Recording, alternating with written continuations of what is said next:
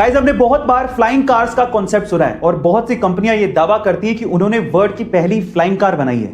लेकिन हकीकत में इतिहास में पहली बार किसी कार ने दो सिटीज के बीच में उड़ान भरी है। जी हां गाइस, ये कारनामा हुआ है यूरोप के स्लोवाकिया में, जहां पर BMW इंजन वाली एक कार ने वाकई में स्लोवाकिया के दो सिटीज के एयरपोर्ट्स के बीच में उड़ान भरी और लगभग 35 मिनट हवा में रहने के बाद उन दो सिटीज के बीच की 80 किलोमीटर की दूरी को तय किया और लैंड होने के बाद वो नॉर्मल स्पोर्ट्स कार में कन्वर्ट हो गई।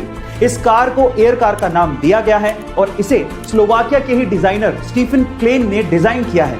मजे की बात यह है कि इस कार को एक्चुअली नॉर्मल पेट्रोल पंप के फ्यूल से उड़ाया गया था और चलाया भी गया था।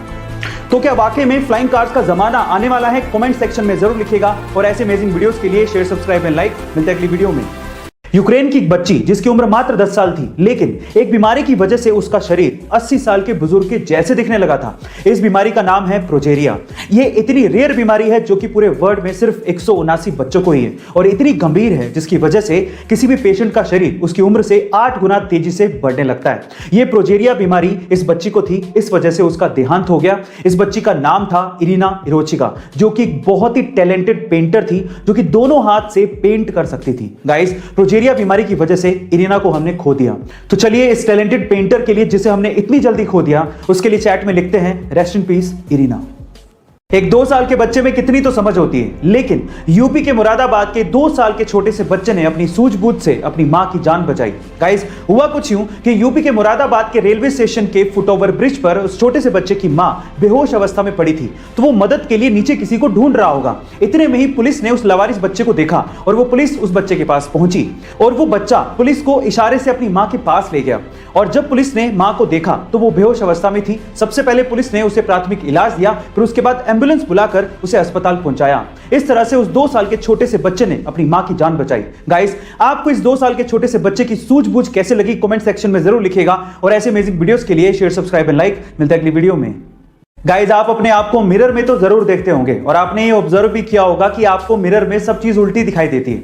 आपको लेफ्ट की चीज राइट में और राइट की चीज लेफ्ट में दिखती है। इसका मतलब मिरर आपको ऑब्जेक्ट को रिवर्स करके दिखाता है। इसी वजह से कागज पे कुछ लिखा हुआ जब भी आप शीशे के सामने रखते हो तो आप उसे पढ़ नहीं पाते हो, क्योंकि सारे अक्षर आपको रिवर्स करके दिखते हैं। लेकिन अब आ गया है ट्रू मिरर, जो कि आपको ऑब्जेक्ट को रिवर्स करके नहीं बल्कि एज इट इज दिखाता है। आपको लेफ्ट की चीज लेफ्ट में दिखती है और राइट की चीज राइट में। इनफैक्ट जब आप कागज पे कुछ भी लिखा हुआ ट्रू मिरर के सामने रखते हो तो आप उसे आसानी से पढ़ पाते हो, क्योंकि वो एज इट इज आपको दिखाई देता है, उल्टा नहीं। इसका मतलब true mirror non reversible images produce करता है। गाइस, इस ट्रू मिरर को आप ऑनलाइन खरीद भी सकते हो। आपको ट्रू मिरर के बारे में जान के कैसा लगा? कमेंट सेक्शन में जरूर लिखिएगा और ऐसे अमेजिंग वीडियोस के लिए शेयर, सब्सक्राइब एंड लाइक। मिलते हैं अगली वीडियो में। गाइस, ये घटना है दिल्ली के इसी लॉकडाउन के पीरियड की, जब एक ठेले वाला अपने ठेले पे फ्रूट्स बेच रहा था, लेकिन थोड़ी देर के लिए उसे किसी काम के लिए ठेले को छोड़ के जाना पड़ा।